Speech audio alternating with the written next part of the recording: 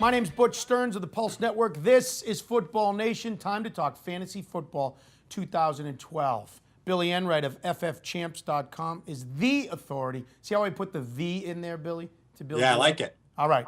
We're going to talk about the top 5 wide receivers in fantasy football, in your opinion. And before we reveal the list 5 to 1, two things. One, you're talking about guys that this is not a PPR league.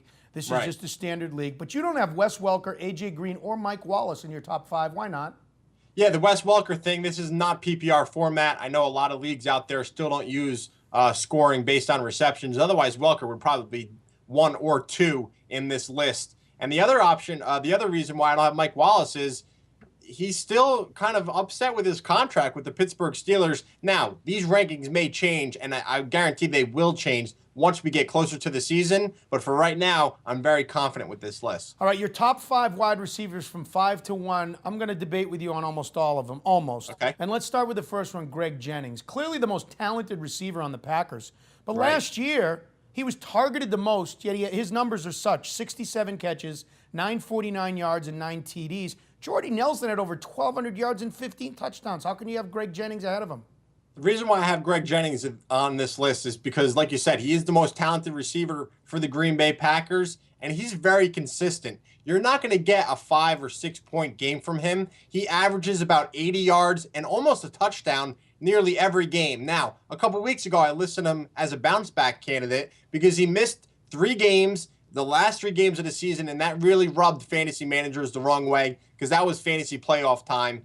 But in the last 3 or 4 seasons, Greg Jennings finished with at least 1,100 yards. He's consistent every week, and he's very reliable. And that's why I like to use him as my number 1 wide receiver, because you know you're going to get production out of him each and every week. Billy Enright, FFChamps.com, top 5 wide receivers for the 2012 season. At number 4, you've got Victor Cruz. The numbers are compelling. 82 catches, over 1,500 yards. He was a game breaker. He was a home run hitter. He had 9 touchdowns. Yet, clearly the argument when it comes to the Giants is 2 things. Well, Hakeem Nicks and Mario Manningham to go along for Eli Manning. And then Victor Cruz himself. He was the latest flavor du jour. What about the rookies David Douglas and Reuben Randall? Couldn't they emerge as a top Giants wide receiver now this year? I'm sure they're going to get a lot of action because Hakeem Nicks is already dealing with a foot injury, but Mario Manningham's out of town, and Eli Manning is going to need a consistent, reliable receiver, and that's what Victor Cruz is going to provide for the New York Giants this year. He's not a fluke. He has game-changing speed. He's agile in the open field. I love what he did last year. If anyone comes up to you and says Victor Cruz was a one-year wonder, slap him in the face because he's going to duplicate his numbers similar to what he did last year. Your top 3 receivers I'm not going to quibble with because I think they're almost everybody's top 3 receivers, although I think there's an argument for number 3 that he might not even deserve to be in the top 5 for a lot of reasons. Andre Johnson only played, well, he missed 9 games last year with that torn hamstring. When he did come back in his 5 games, he only scored 1 touchdown. I know Matt Schaub wasn't there. I know he's been a machine his whole career, but do you start worrying about health and age and all that? Does he deserve to be the number 3 receiver? He's entering his 9th or 10th year in the league. I think it was 5 of 9 that he's played in all 16 games. And I think in a couple of those seasons, it was only 13. So while he does miss some action when he's not healthy, you have to look at when he's on the field and when he is 100% or even 85% like he was a couple years ago. The guy is dominant. 1,500-yard seasons, double-digit touchdowns, over 100 receptions.